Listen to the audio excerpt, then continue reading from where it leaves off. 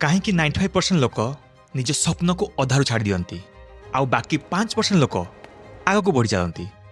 यार कारण टैलेंट नुहे, पैसा किंबा भाग्य भी नुहे, बुझा बहुत सहज। भावंतु दुई जन समान काम आरंभ कले, उभय बहुत उत्साहित थिले, किंतु किछि सप्ताह परे जने कौनसी रिजल्ट न देखी हार मानिगला। अन्य जनक काम जारी रखिला और सफल हैला। तेबे फरक कौन थिला? आम ब्रेन को तुरंत खुशी पसंद, जेमती सोशल मीडिया रे स्क्रोल करिबा किंबा गेम खेलिबा।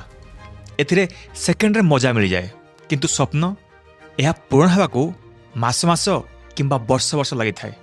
से अधिकांश लोक रिजल्ट देखा आगु अटकी जाती, किंतु से 5% लोक गोटे कथा बुझती, छोट चेष्टा ही बड़ सफलता आनी थाए। से माने प्रतिदिन गोटे छोट अभ्यास तैयारी करती। मन रखंतु मंजीटीए गोटे राति रे बड़ गछ हुए नहीं। आपण केबे निज स्वप्न छाड़िया को भाबछंती कि? आपन को कौन अटकाई थिला? कमेंट निश्चय जणांतु।